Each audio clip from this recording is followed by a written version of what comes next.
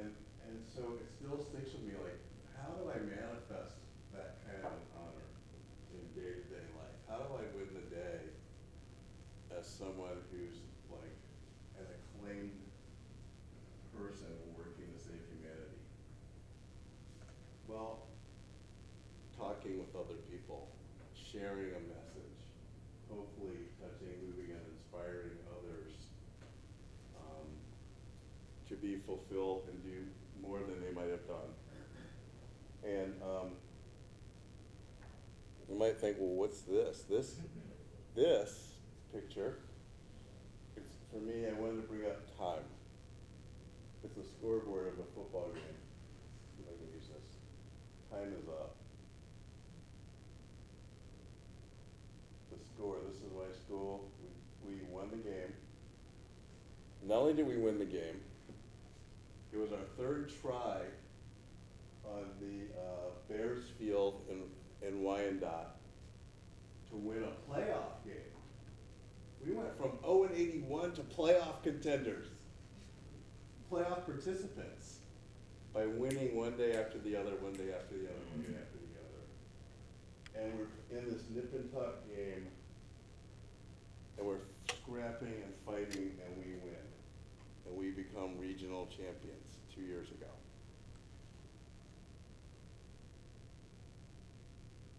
Oops. That's me, right? Same hat. When we started winning, the kids wouldn't let me get rid of the hat. Like this button, someone said, gave me a "Let's eat." You know, kids have all these weird slogans at home every year. Let's eat, man. That's when you do something great. But that was 6 years ago. But they wouldn't let me get rid of it, right? And my point is that we can win here in Michigan. But first, we have to actually understand the game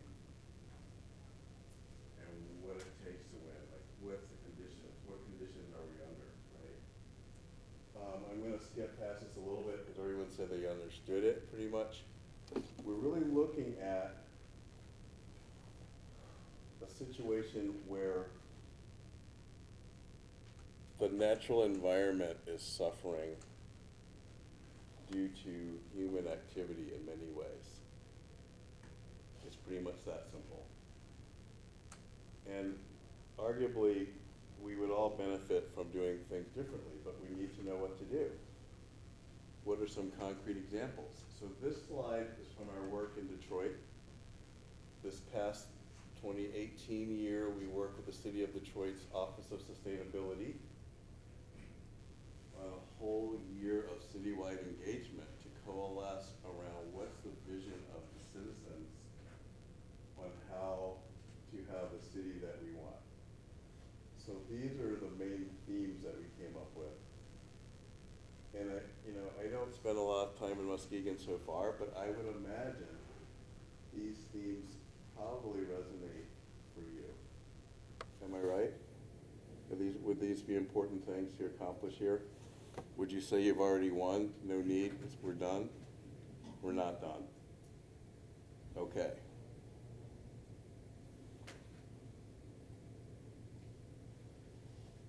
Along the way, I'm going to try to establish some of our DWJ street cred a little bit. We're the authors of Detroit's Climate Action Plan. One of the publications, research findings in that report gave us a sneak preview of what our climate can be like 50 years from now. Well, actually 30 years. Yeah, well, I can't do my math. 80 years, the end of the century. We're likely to have climate like in North Texas at the rate we're going in terms of climate change. So for a state that relies on agriculture to the extent we do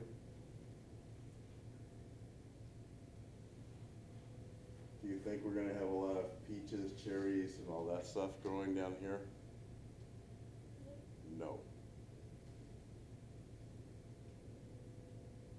I mean, I guess I'm pausing on this because there's a lot of of rhetoric around climate change. And I'm here to tell you that the climate is changing regardless of why, how, what we can do about it. We have to, at a minimum, figure out how to adapt. In the ideal, I think we contribute to making things better. Did anyone see the story about Mickey Mouse and his friends ramping up their pledge for green? Anyone see that story this week? A few of you? I love this picture. This is real. A solar field looking like Mickey Mouse's head.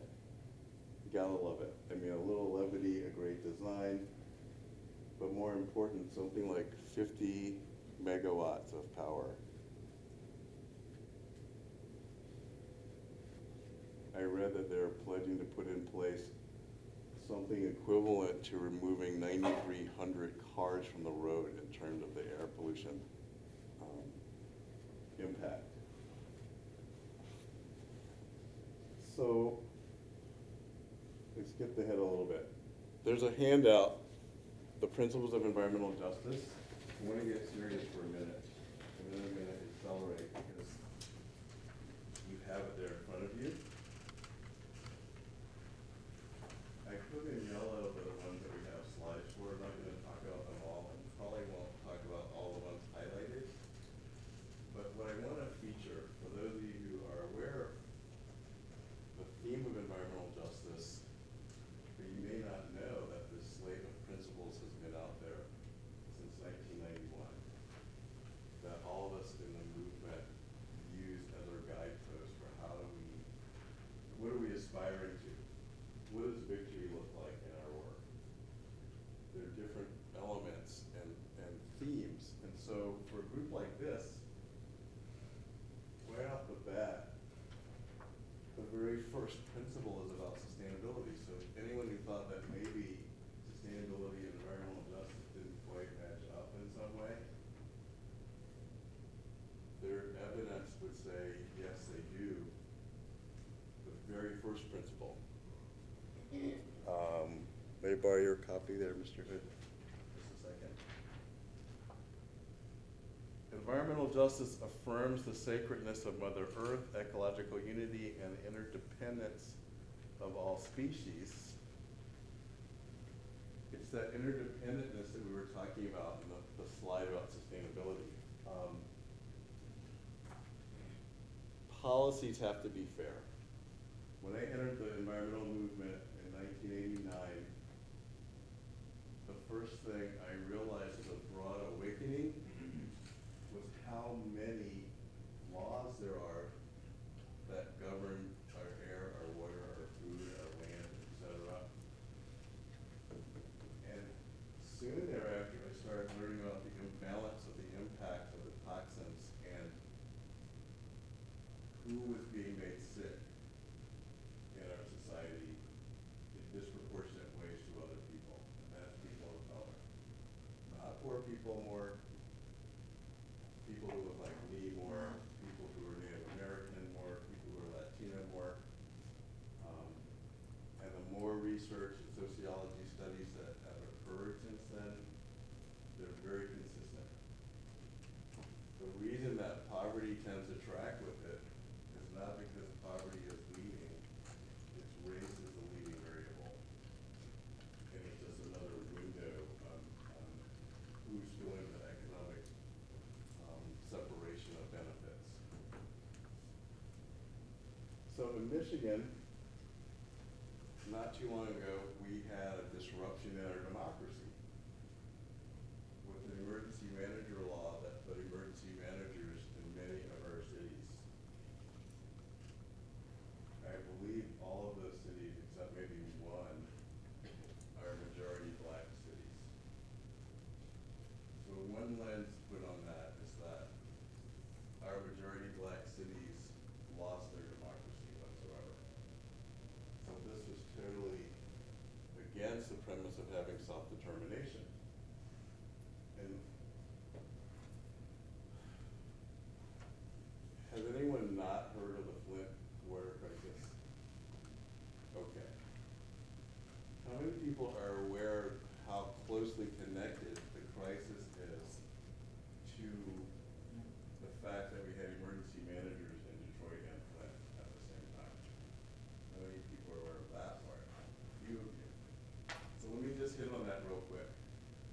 Detroit is home to one of the world's largest water systems in terms of supply of drinking water and in turn processing of sewage and so forth.